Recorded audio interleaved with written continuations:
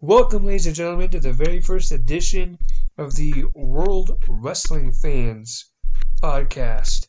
I am your host, Chris, along with my co-host, Zach. Zach, this is our first show ever, man. It's going to be fun. Yeah, It'll be very interesting. As I mentioned, it's Could be our last show. You never know. What's up? I said it could be our last show. You never know. It's according to how things go. If it's our last show, it's our last show. But right now, I know it's our first show. And like I said, my name is Chris. My co-host's name is Zach. And of course, you know me from the Cybermania and Friends podcast. Zach has been a guest on that show multiple times. And I said, hey, man, let's do a show where the two of us, do a show together where we discuss what's going on in the world of professional wrestling. And we're going to start off, actually, Zach, I didn't mention this to you, but we're going to start off by saying R.I.P. to the Patriot, Dale Wilkes. Yeah. 59, heart attack. That's sad.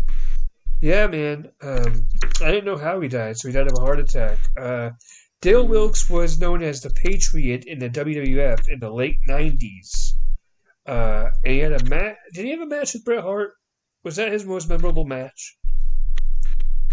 I would have to say so. Yeah. So, yeah, we wanted to start off the show, unfortunately, by saying rest in peace to that man.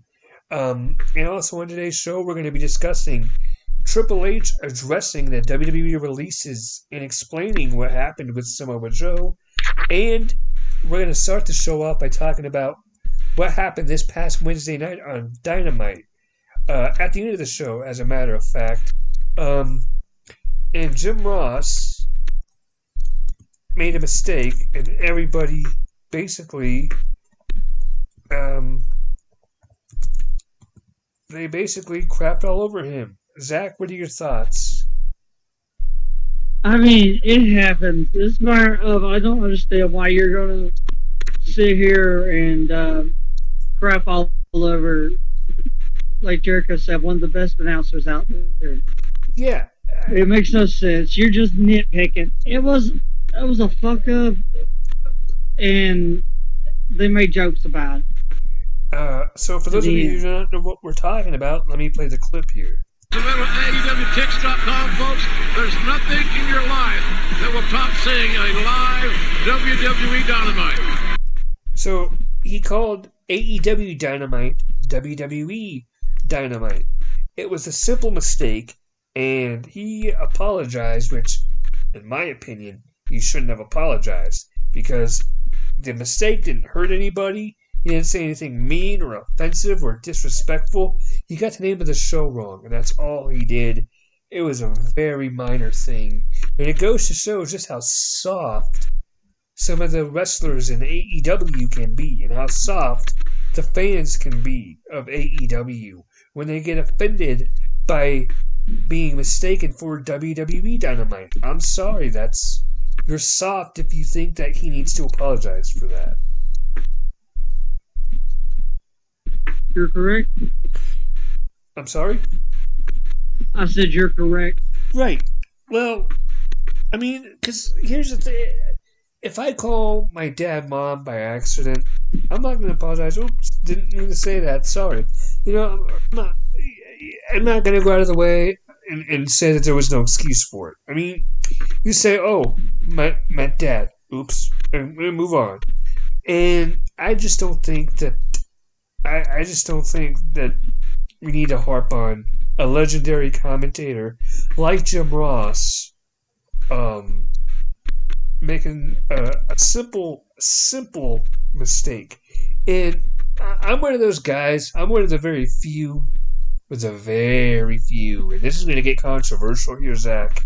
This is where this might be our last show, because I'm going to say something that you probably don't even know. To me, I don't. Jim Ross is an overrated commentator. Wow. Yeah. I never really cared for him. I mean, I don't know what it is, man. Everybody totes him as like the best and the greatest of all time, and he's had some legendary announce moments. Don't get me wrong, but I mean, I don't think he's in the top echelon of commentators. Now, here's where we're probably going to get shut down. Michael Cole to me is the best commentator.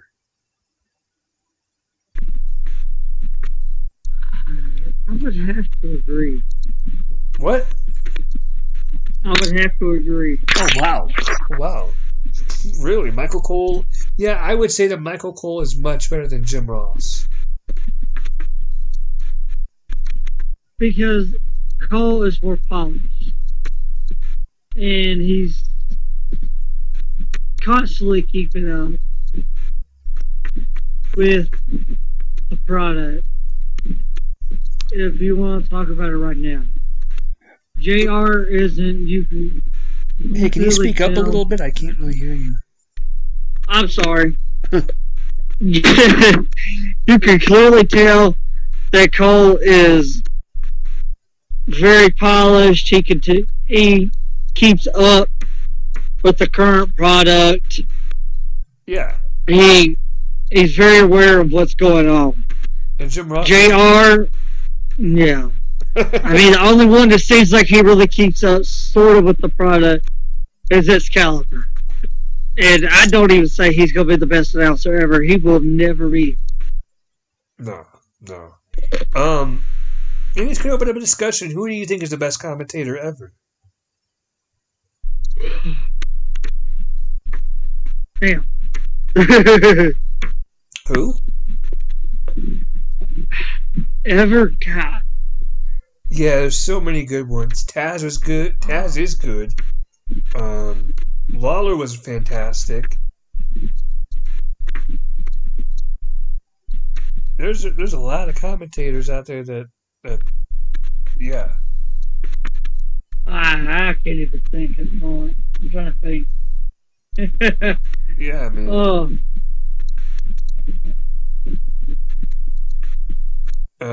Yeah, so anyway, yeah, this is a tough question to answer, so let us know in the comment section down below.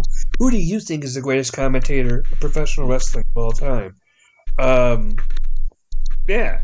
And then the second thing that we were going to address is Triple H addressing the WWE releases and explains what happened with Samoa Joe. I'm very interested to listen to read this. So, here we go. In an interview with the NewYorkPost.com, Triple H commented on WWE releasing stars in recent months. Quote, coming out of COVID and a pandemic and everything else, all companies are having to make decisions, and we were no different. It's part of what we do, and it happens on a regular basis. All companies have to do it. It's not the most pleasant part of what you do, but it is what it is. Triple H also explained what happened with Samoa Joe being released, and then he brought back... Wait, hang on. Let me rephrase this. I'm sorry, I misread. Triple H also explained what happened with Samoa Joe being released and then brought back to the NXT brand. Quote, it wasn't like he got let go from one part of the company and the other part of the company hired him. It's all one big company.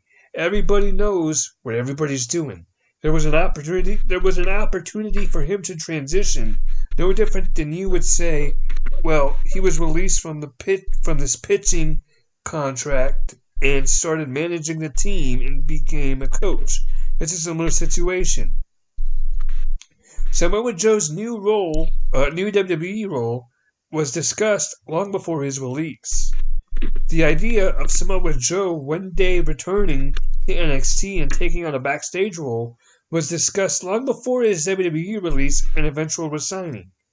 Paul Triple H Levesque, WWE Executive Vice President for Global Talent Strategy and Development, saw something in Joe even from the time he signed with WWE and NXT in 2015. Now, can I ask you a question, Zach? And I don't know if you know this or not, but I certainly don't know the answer to this question. What what is it? exactly does the job entail for being vice president for global talent strategy and development? What does that mean? He's is thinking about it. It's more of, hey, you're bringing the new guys in. You're pretty much the head scout. But that would be executive He's vice president of talent relations at that point, right? mm, sort of, but he's not the one hiring them. Okay. He's the one scouting. He's the one looking. He's the one bringing it to talent relations. Hey, I like this guy. Would love for him, to come here and come develop. Or her. And me, yeah, or her, come develop and me help develop them. Because Oh. that's pretty much what he is. He's a scout that So he helps speaks develop up for those talent. who he thinks could be really good for the company. Okay. Yes. Okay. So that's the question I had. Getting back in this article, he said that one part of the company didn't know what one part of the company was doing. It's one big company. To me, that's bullshit. I'm calling bullshit on that one. Are you? Oh, yeah. Yeah. Triple H should know that Samoa Joe got fired. Triple H was upset, right? And so to say one part of the company didn't know what the other part was doing, I don't buy that. That's a Samoa company. Joe even proved it. Even Samoa Joe proved Triple H wrong in that bull. Yeah. Called him out bullshit before Triple H even did this article, because Joe said that he was giving everyone thank yous and telling them, hey, bye, thank you for the opportunity and all this. And if Triple H called him and said, hey, I'm just getting out of a meeting, give me a second and let's talk. They were quick to resign Samoa Joe. They were quick with that one. And yeah, because Triple H was like, oh, hell, you just released this dude? What the hell? No. Yeah, no, we're not doing that. No, hell no. I'm not about to let this guy slip through my fingers. Hell no. He's still in the palm of my hand. I can still grab him back up. And you know what? I like his role on NXT. I think that's a really good role for Joe. I enjoy it. Yeah. Did you watch it on NXT this week? Yeah. Yeah. When Adam Cole mentioned Kyle O'Reilly's wife, and then he got his ass kicked by Kyle O'Reilly, and he was reaching out for Samoa Joe to save him, and Joe's like, no, not doing it. I thought that was really cool. And then Triple H said, coming out of COVID and a pandemic and everything else, all companies are having to make difficult decisions, and we were no different. And I understand that. I do. Yeah. You know, as a company, even if you're thriving, you still gotta make some budget cuts, especially after a pandemic or in the middle of a pandemic, because you gotta save money any way you can. It made them the pandemic made them realize that they didn't need all the talent that they had. Facts, and I think the talent understands that. I think the talent understands that, hey, I am replaceable, and maybe I could come back if I tread the waters lightly. And that's why you see wrestlers on Twitter saying, thank you for the opportunity, WWE, because they want that opportunity again, and they know that if the opportunity rises again, they would take it. Well, unless you're talking about Lana. I'm just talking about in general. I'm not talking about anything specific, but I know. I said just. I was using her as an example that she's not treading waters lightly. She doesn't want to go back. No. Well, she's not the only one not treading waters lightly. There's a couple of them, but yeah, Lana is talking about. Yeah, she's the most notable. Yeah, but and this is the thing. This is the only thing she's notable for. Because I mean, besides this. I mean, what did she do wrestling-wise, managerial-wise? What was she notable for? Having a Russian accent, and that's about it. A bad one, too. Facts. I mean, yeah. And then she can't wait to spill the tea. What tea you got? What tea do you got? like Cornette said, if there was anything important she was going to spill, they would have hit her with an NDA right now. Yeah. Yeah, so go right ahead. Spill the tea all over the table. I don't really care. You're the one cleaning it up. So, yeah. Uh, so that was Triple H explaining. Yeah, but what is she gonna? What is she gonna? What is she gonna do? She needs to sit down. What is her rename gonna be? Like Cornette said, what is it gonna be? Anal. Facts. Let's see if there are any other wrestling stories out here. Okay. Oh, speaking of Lana. By the way, you can read all these stories that I'm reading at nodq.com. Just or for me, WrestlingIncorporated.com. yeah. So here you go. So this is what I just pulled up here. Again on nodq.com. Lana speaks out about getting in trouble with WWE and Vince McMahon changing plans. Okay, so I guess this is what her spilling the tea is. So, here we go. Lana recently appeared on the Talk is Jericho podcast and talked about getting in trouble with WWE due to an engagement photo of her and Miro getting leaked. Quote, I didn't even put up a picture. I just sent it to my friends, and then I guess someone leaked it.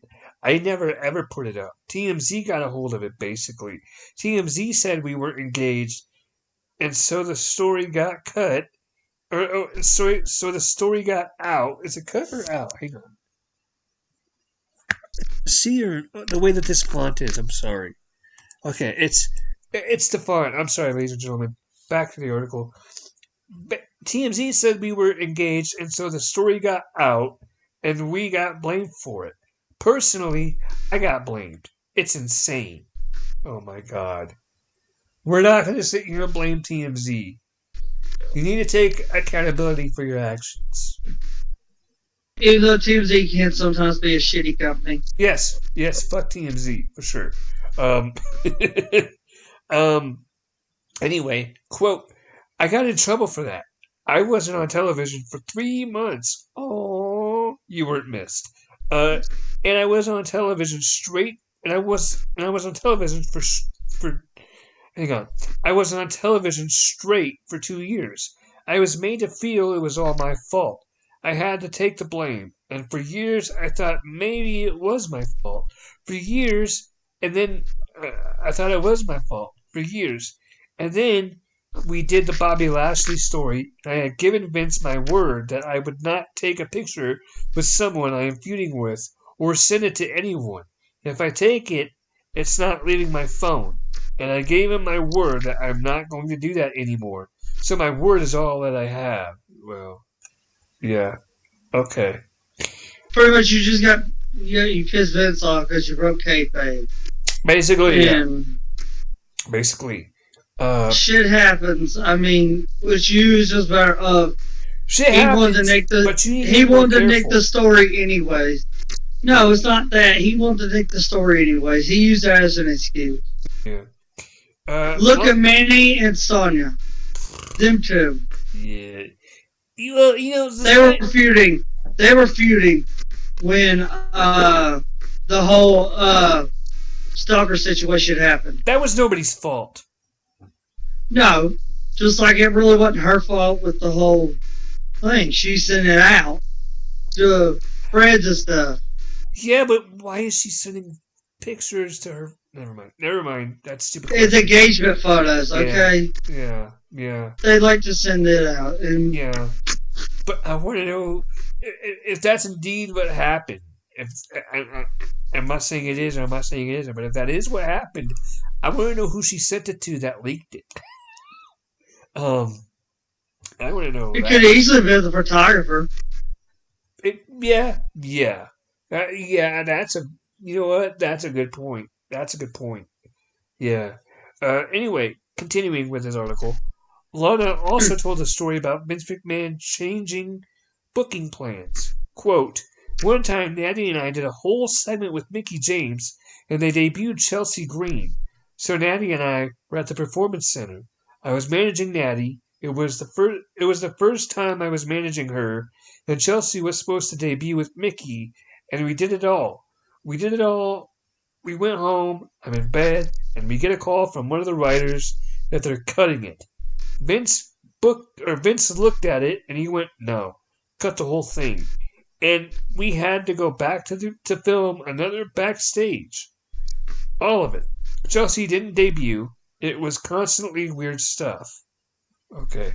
Well, and I guess if we were to go listen to the Talk is Jericho podcast, he's on Spotify.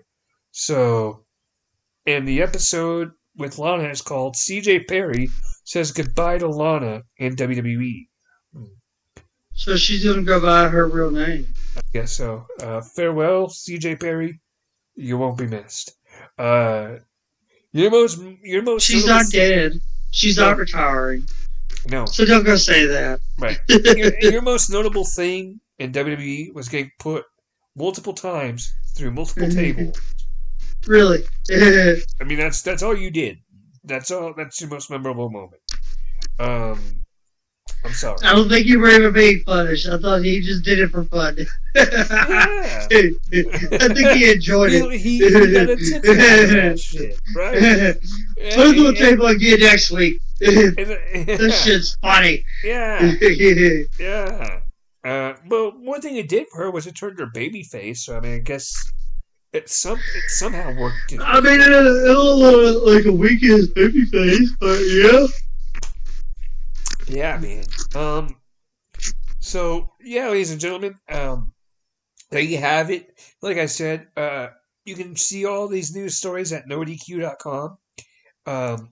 And let us know down below who you think. Let us know down below in the comment section who you think is the greatest commentator of all time. And that's going to do it for this edition of the. Yeah, I'm gonna hit up No DQ now. Yeah. Because we shouted them out twice. Yeah. For this whole 10 view episode. Yeah. It's a great website. I would strongly recommend it.